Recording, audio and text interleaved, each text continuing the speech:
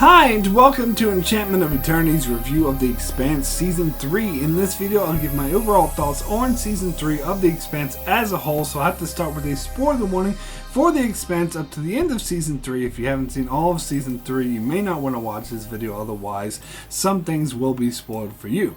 So in this video, I'm going to give a general overview of the season, as I did do detailed reviews and discussion videos for each and every episode. But I want to take the time to talk about the season as a whole and as it works as a season of The Expanse. So I'll just say up top, did I think that this was as good as Season 2? I'm afraid I'm going to have to go with no. But to be fair, Season 2 is one of my favorite seasons of TV of all time, so that is quite a high bar to meet, and Season 3 doesn't quite get there. But did I think that this was better than Season 1? For that, I'm going to have to go with yes. Yes, I do.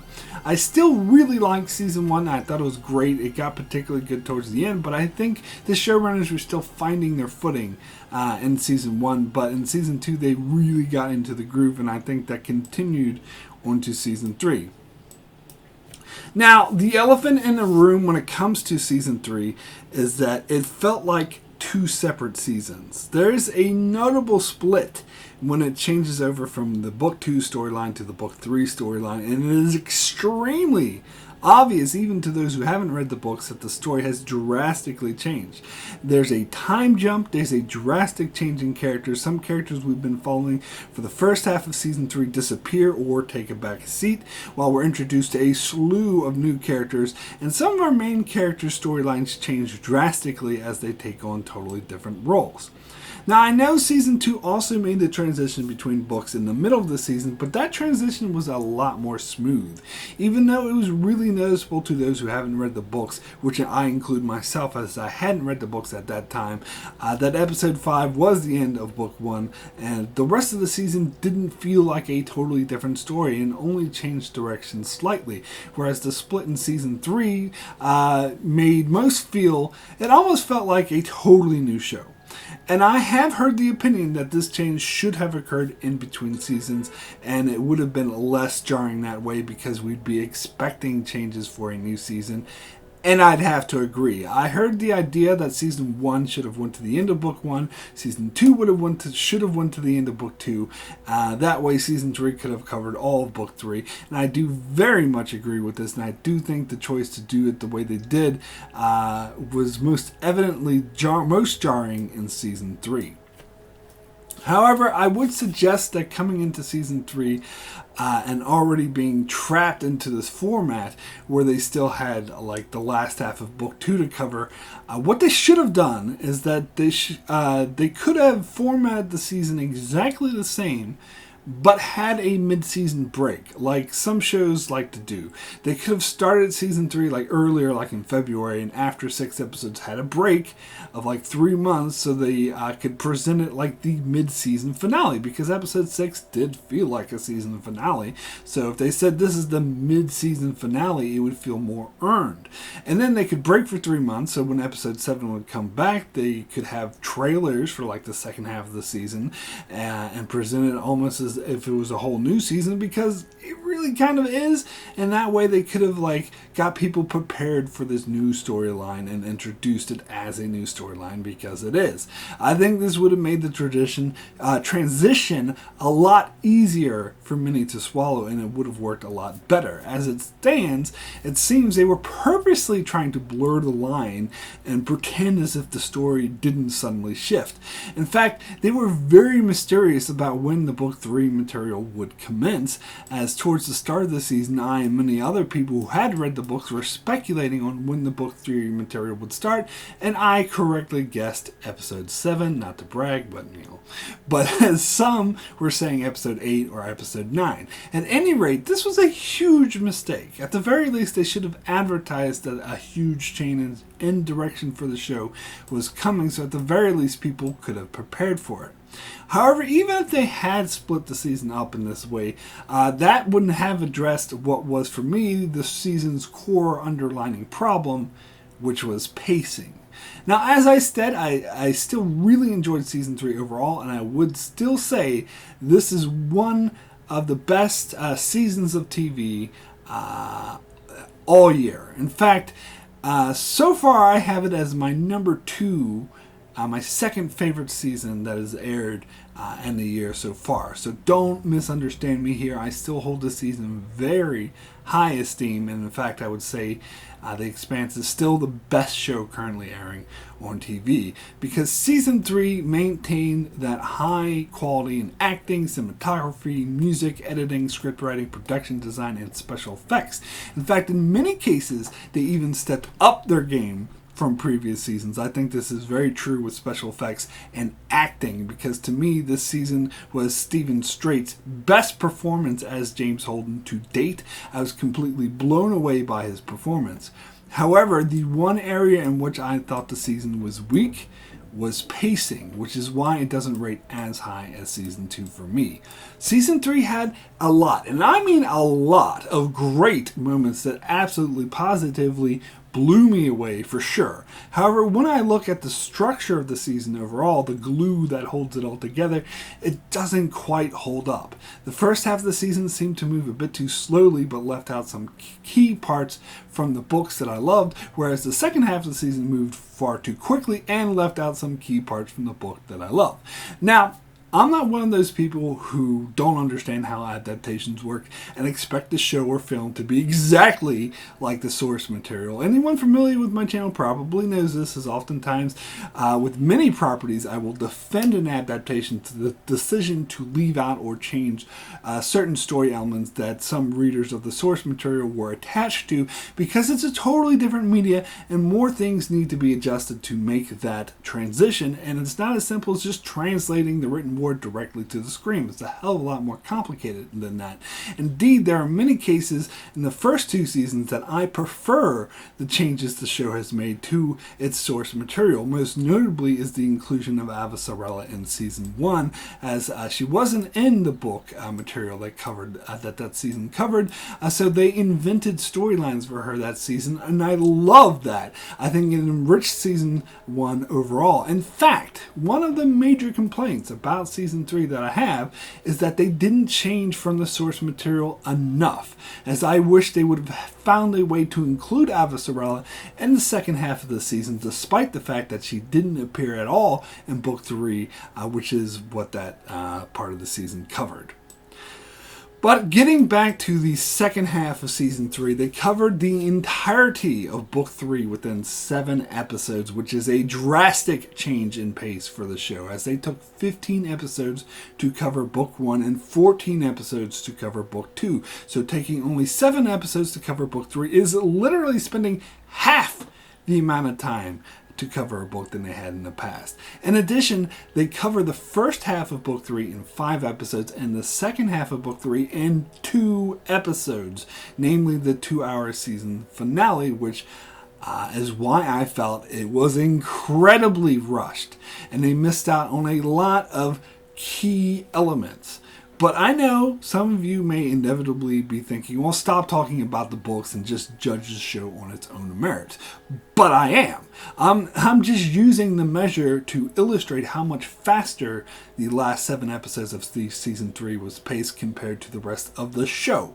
But even leaving that aside, these episodes, even to those who haven't read the novels, felt that it was paced incredibly too fast, and therefore many character developments just didn't work or seemed kind of half-assedly done, namely Anna and Melba. And so I've heard the opinion of many who haven't read the books that the entire second half of the season was a wash because it was paced too quickly and the character development was not as strong as it had been in previous seasons. In fact, for those of you who think that I'm being harder on the season because it didn't live up to my expectations from the source material, I strongly believe that the opposite is true. That I actually appreciate the season a lot more because I've read the source material. I knew what to expect in the drastic change in story once the book 2 material had been covered. I knew that Prax would be written off the show and that they'd get a whole bunch of new characters having to deal with entering the ring. So I think that actually helped prepare me for this sudden shift. Further, I think it allowed me to appreciate certain characters more, such as Anna and Melba, because I have read their backstories from having read the novels, whereas those characters may appear more flat and underdeveloped for those who haven't read the novels. But overall, I would recommend to anyone who hasn't read the novels to read them, particularly Book 3, as in my opinion, Book 3, Abaddon's Gate, is superior to the same material that was covered in Season 3, and if you really want a better version of the second half of Season 3, I would say read Abaddon's Gate, as I think they didn't do the best job with adapting this material, as it felt rushed, and they left out a lot of key elements that I loved from the novels. And to be clear, this is the only novel I'd say that about. As with Book 1, Leviathan Awakes, and Book 2, Caliban's War, I feel the show did an amazing job adapting these novels, and in fact they improved upon the source material in all these cases, making it better. And again, that's not to say that I had an issue with every change Season 3 made from the books, as I didn't mind the fact that they completely changed the Behemoth storyline, where they cut out 3 book characters and replaced them with characters we were already familiar with in the show, and even though they still introduced Ashford, they took elements from the 4 book characters in this storyline and blended them all within these 3 characters who were in the show, and I was perfectly fine with that, and I thought it worked really well, in fact. And I totally understand the show's reasoning for doing so, as it would have been too jarring to introduce a storyline with all new characters, and it makes sense to have characters that the audience is already familiar with in the TV format. And also, I didn't mind that they withheld Melba's true identity for several episodes, so they could reveal that she was in fact the daughter of Jules Pierre Mal. I like that, and I also like the fact that they introduced Anna at the start of the season while they were still covering the Book 2 material. I think this made her more of a concrete character, and it was good that the audience was already familiar with her coming into the Book 3 material. And I loved the fact that they introduced Bobby Draper into the storyline, as she wasn't there in the books, and I think this added so much to the story and was a change I feel greatly improved upon the source material. But what I did have an issue with is the pacing. I feel they didn't give the viewer enough time to readjust to the new storyline, or they didn't end the whole thing with the ring gate, and they introduced characters too quickly, such as the documentarian Monica Stewart and her cameraman Ilya Cohen, who were just all of a sudden there on the roast knot. They just so quickly as they just sped through the exposition, one line of dialogue of why they were there, which I did not like at all. I think they needed more time to introduce them properly and why they were there, and Clarissa Mal and her motivations for trying to kill Holden, and more importantly, her abilities with the implants and drugs that she used to kill people, was just kind of glossed over a bit too much for my taste. And most importantly, her turn, where she was trying to kill Holden at all costs, she turned from that to saving his life by turning on Ashford, and that was extremely poorly handled in my opinion, and was just way too rushed, and they need to spend a lot more time in order to make that work and feel natural. In fact, the entire storyline at the finale with Ashford versus Holden was way too rushed in my opinion. My favorite episode of the season was episode 5, where we got the storyline of the mutiny on the Agatha King, where Admiral Souther's lieutenants tried to put him in command to do the right thing, but Souther was a bit too much of a goody two-shoe for his own good and ended up getting himself killed by Admiral Wynne, who then launched the protomolecule pods completely in order to destroy Mars. That was a really intense episode that, in my opinion, was a huge, gigantic improvement over the source material, which was a lot more simpler in that regard. And the way the show built up to this storyline and executed it, I thought was flawless and a thing of beauty. In fact, I'd probably go as far as to say that this episode, Triple Point, is my second favorite episode of the entire show, only behind the second season episode, Home. And part of the reason I love this episode so much is because I have an affinity for mutiny storylines where you have these two factions vying over for command of the ship. I love those kinds of storylines, and I found them really intense. Which is why I was disappointed in the season finale, as in the novels, this was a full-on mutiny storyline on the Behemoth. In fact, it could even be described as a civil war, and I'd even go as far to say it was my favorite storyline in all of the novels. But in the show, they downgraded it to just Holden, Naomi, Drummer, and 2 guards going off to sabotage the ship. I was hugely disappointed in that and felt the show missed out on a lot because of this, but that's just my opinion. Anyway, let me give my opinion on each of the character journeys this season, going character by character. So let's start with James Holden, as I think his storyline was the strongest this season. In fact, I'd even go as far to say that this was the best season for James Holden, as the show typically kind of downplays Holden's role when compared to the novels, but this season he did pretty much take front and center. Although that does mainly apply to the second half of the season, as in the first half he wasn't as center as it dealt mostly with his falling out with Naomi after she had betrayed him by giving the proto-molecule to Fred Johnson, which I thought played out nicely.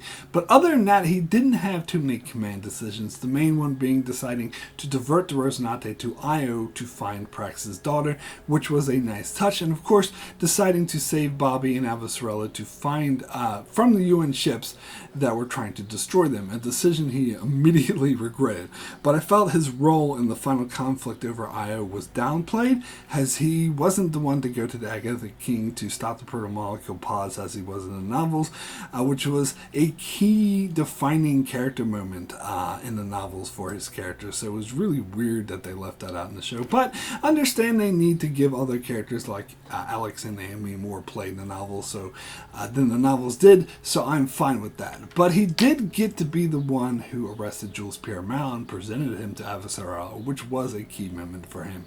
But in the second half of the season is where he really shined, as he had to deal with these pesky reporters, Monica Stewart and Cohen, bothering him and poking into things they shouldn't be poking into, while dealing with the departure of Naomi, which still bothered him. But things get worse when he starts seeing Miller, or at least a version of Miller. And this storyline was by far my favorite of this part of the season. I found them absolutely riveting.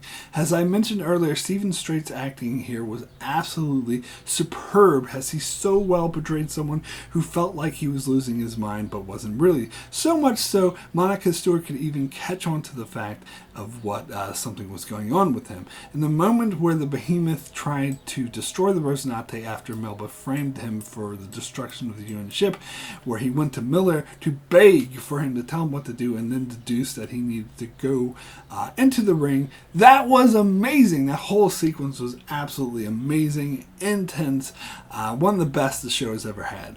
Equally enthralling was the storyline where Miller encouraged him to go to the station at the center of the ring, where he unlocked the circuit that controlled it and had visions of the creators of the proto-molecule who are now long dead. That was another absolutely amazing moment and one of the highlights of the entire show. And seeing the character interactions between him and Miller, and how this new version of Miller kind of still is Miller, but kind of isn't, was really intriguing. And although I did find Holden's final storyline on the Behemoth a bit too truncated for my taste, we still had some great moments, such as him going to Miller to find out what to do, and his reunion with Naomi was absolutely touching and very well earned. It was a great character moment for both of them, that they were willing to lay down their lives together in an effort to stop Ashford from wiping out all of humanity. It was really heartfelt, really effective. And the ending montage with Holden's voiceover talking to Miller about how he wanted him to open the ring gates so that humanity would have instant access to hundreds of habitable worlds was amazing. Really loved it. Was a great way to end the season.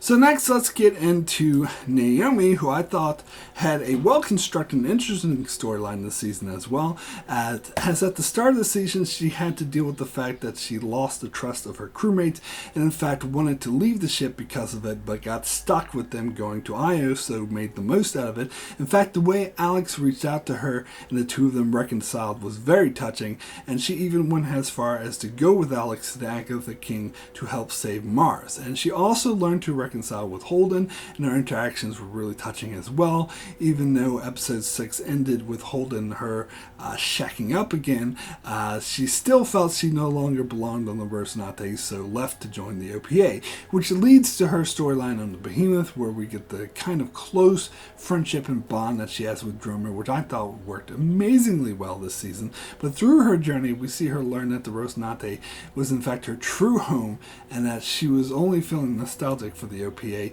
And even though her bond with Draper is still strong, her true place, her true home, is back on the Rocinante, and I found that really gratifying to see her learn her place was there, and to work with Holden and the others to stop Ashford. It seems like her and Amos is still on the outs, that Amos isn't quite ready to forgive her, but we get the hint that their relationship will eventually heal as well, so I did really like that. Alex wasn't that present this season, but more so than he was in the novels, as we did get a storyline about him finding out that his wife is leaving him and wanted to completely cut him out of her life. But his son still wanted to see him, still wanted him to be in his life, so made a point of telling them that he was very proud of him, and that was touching. And this, of course, led Alex to realize that his true family was the Rocinante, or at least was the only family he had left, so that made him more willing to embrace Naomi back into the fold. And again, it was completely gratifying to see him refuse to stay behind on the Rocinante and say that no, he's not going to leave his family behind because he just got them back, and that was a really touching moment. Amos, I think, had a very strong season this year, as he's always been the lone wolf and the odd man out, but here we get several storylines of him bonding with other characters. First part of the season, we see his close friendship with Prax, which was a really nice touch, as Prax was giving up on ever finding his daughter alive again and becoming more rigid like Amos, but Amos was trying to push Prax not to become like him and to keep his hope alive. And when they did find his daughter alive and well, Prax's first instinct was to take his anger out on Dr. Strickland by killing him, but Amos didn't want Prax to go down the same road that he went down, so he stopped him from doing it, telling him that he's not that guy, leading to one of the most, if not the most, badass quotable lines in all of the Expanse, when he tells Dr. Strickland, "I am that guy," just before killing him. And then the second half of the season was really touching, seeing Amos reminisce about Prax saying that he's his best friend in the whole world, citing back what Prax had said about him to his daughter, which was really touching. And then Amos had to fend off Monica Stewart, who was prying into his past, something to see that he doesn't like in the least, but we're introduced to the possibility that he used to be a crime lord before setting off into space, which adds a lot to his backstory. But most powerful to me is to see his connection to Holden, as when Holden needed to talk to Miller, he begged him to trust him, which he did, and he took Holden's side into going into the ring, which seemed crazy, which was a leap of faith for Amos and showed how strong his bond with Holden had become, and I love that. And of course, also seeing his connection with Anna in the finale was really well done, as it had a different dynamic than his relationship with Prax, as he seemed to recognize what a good person that she is, and it made him want to protect her at all costs. But more than that, I feel like he felt healed by her words, so I love that. Speaking of Prax, I liked his journey as well. Seeing him finally reunite with his daughter May this season was immensely gratifying, and after that had been accomplished, there was really no need to see him on the show anymore, as I thought his character story was done. It was a great ending for it, which would be messed up if they tried to keep him in the show, so I'm glad they decided to write him off the show, and I saw that as the right thing to do. Now I have to get into Ava Sorel, which to me is the weakest link in the season and where the season felt most flat to me, because Christian Ava Sorel has always been my favorite character on the show, and this season she barely appears. And the second half of the season she was delegated to a few brief cameos that lasted less than a minute each, which is really shortchanging her character in my opinion. But even in the first half of the season, I felt her role that she played was severely downplayed, particularly when compared to the novels, as a major component of this storyline in the novels was the political game that she was playing, as she had a lot of political sway on what was happening around Io, and in fact had a lot of pleading to the public sphere. In the show, this was replaced by a storyline about a war between Earth and Mars and Aaron Wright trying to kill her, which I don't think worked nearly as well. Also, we'd been waiting years to see her finally meet James Holden in person, and when that moment finally comes, it felt kind of weak and anticlimactic, and there wasn't really much to it. I mean, I did appreciate the few scenes where she got Holden to realize that he needed to act, but still, I was hoping for a lot more from the two of them this season.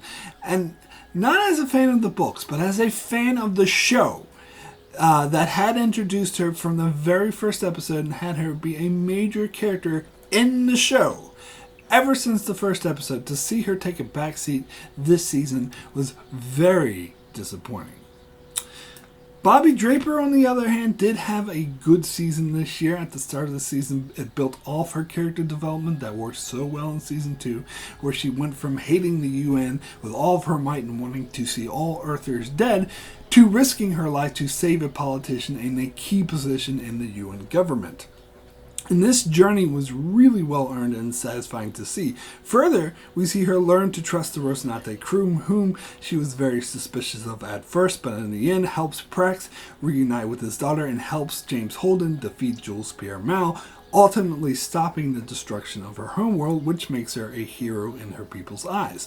So she returns to her status as a Martian Marine, but this will soon put her new loyalties to Holden and his crew to the test, as she's ordered to arrest him, which she obeys, but still knows that Holden definitely isn't guilty of what he's being accused of, and knows that he's trying to do the right thing, which puts her at odds with her fellow Marines who don't trust Holden, and these loyalties come to a head when she finds herself in a firefight with Alex, the member of the Rocinante crew that she had become closest to, and so eventually trusts that they are doing the right thing, but that puts her at odds with her fellow Marines who turn against her and try to kill her. And I thought this whole storyline played out amazingly well. It was really gratifying seeing her sit beside Alex in the co-pilot seat in the Rocinante at the end. I absolutely loved her character journey this season. Kotaro was a character I was really sad to see go. I was initially very glad that he survived his gunshot wound from season 2, but this didn't last very long as he ended up sacrificing himself to destroy the Egg of the King, which admittedly was a real good way for him to go out, as it was an absolutely spectacular death. I love what they did with Admiral Souther and Admiral Wynn this season, as I thought this was very much improved from the books. Admiral Souther had been on the show since the very first episode, even though he hadn't been that present. In fact, he probably got the most screen time this season. But it was totally fascinating seeing him butt heads with Admiral Wynn, who was just bloodthirsty for killing off all the Martians beyond any reason, and to see these two come to a head once he learned how corrupt that Wynn was absolutely amazing. And this, of course, was built up to nicely seeing Souther's lieutenants and the kind of loyalty that he inspired in them, as they seemed more willing than he was to take down the corrupt Admiral Wynn, which ultimately led to his downfall. Anna was a character we were introduced to this year, and she got a lot of pushback, as I know there were many who were unhappy with this character and found her boring. Personally, I like the show's portrayal of Anna better than her portrayal in the novels, which I thought was even more boring, but that's just me. We got a good sense of who Anna was in the first part of the season with her interactions with her wife and her interactions with Gillis and her confrontation with Aaron Wright. So by the time we got to her storyline on the Thomas Prince, we already understood and related with this character, which I actually really liked a lot, and I thought it worked very well. And while her friendship with Tilly Fagan wasn't as well developed as it was in the novels, it still defined her need for revenge and to capture Melba after seeing Tilly die. So although it was her storyline was slow at times, I did really like Anna's storyline and how it ended with her pleading to all the ships in the ring to do the right thing. I thought it worked really well. As for Aaron Wright, he was a really good and evil villain who worked really well in the first part of the season. To see his battle of wits with Anna was amazing, but I thought he went down far too easily and it was kind of anticlimactic, and I'm not sure if we'll ever see this character again. Secretary General Gillis was nothing more than a side character in the previous season, so I thought we saw a lot more of him this season as he was our introduction to Anna, and we learned that he is indeed a slimy, sniveling little shit with no redeeming qualities, which I thought was an interesting reveal. But I was disappointed we didn't get more on why he resigned and how Ava Sorel took over for him. Was it because she blackmailed him into it, or did he just not want to tarnish his name anymore? We should have gotten a lot more on this. In fact, we didn't. The fact that we didn't is part of what made the transition into the book 3 material so jarring. As for Melba Coe, aka Clarissa Mal, as I already mentioned, I think they rushed her storyline too quickly. She felt underdeveloped, although I did really love getting the flashbacks that showed the dynamic between her and her father and sister, which is something I think even improved upon the novels, as we didn't really get anything like that. And she had some really great scenes, well-acted scenes, with the regret she was feeling over having to kill Ren, who was actually a really nice guy. However, her turn in order to trust Holden and to seek forgiveness from Anna was way too rushed and did not feel believable at all.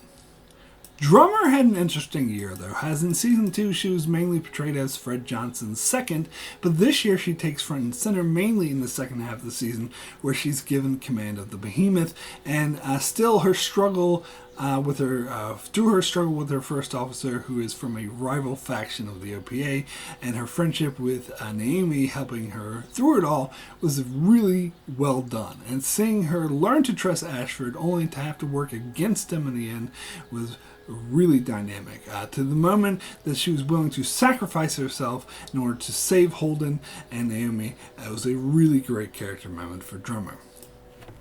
And we also get the introduction of Ashford, who is completely different from his book counterpart, as he had several character traits from other book characters incorporated into his character, but I thought he worked really well for the show, as he was this less than savory character who was aligned with Dawes, someone we already know is a slimy snake, and Ashford himself had been established as a known pirate that has done a lot of shady things in his life, but I think he is a very well developed character, has his intentions to work with Drummer and make this new OPA nation work were indeed sincere, as it made it clear that he was doing what he felt was in the best interest of the belt. Indeed, towards the end of the season, he was doing what he thought was best for all of humanity and was willing to aid and work with his former enemies in order to accomplish that goal. But of course, his flaws were his lust for power and unwillingness to give it up, and his unwillingness to listen and trust others. Flaws that almost got all of humanity wiped out. So I love the way this played out. Still, I wish he would have died though, but whatever. Anyway, my rating for Season 3 of The Expanse as a whole out of 10 is a 9 excellent. A great season with a lot of amazing moments, a lot of outstanding character moments. The acting was outright superb. The Expanse was amazing. Always been amazing at tension, building tension, because it is extremely well earned, much more so than most other TV shows, which is why I still say this is the best show on TV currently airing. That being said, there were undeniably pacing issues with the season, which would have been could have been the result of behind-the-scene production issues with their tentative relationship with Sci-Fi Channel, or maybe not, I don't know. Either way, Book 3 was not adapted very well, not as well as the previous novels, leading to a disjointed season, which its second half felt a bit rushed, but still an absolutely amazing year for television. So that's it for my review of Season 3 of The Expanse. I will be doing a live discussion video with Abkin, Tomko, Don Willie, and Darren from D's Review this Friday night at 10 p.m. Eastern Standard US time. I'll put a link to that in the description below. And next week I will return with some early predictions for Season 4 of The Expanse, and will continue my book to show comparison series, as well as other random Expanse videos throughout the off season, so be sure to keep an eye out for that, as well as I do many other videos on other shows like Star Trek, Game of Thrones, Babylon 5, and more, so be sure to subscribe so you can keep up with all that, and thanks a lot for watching.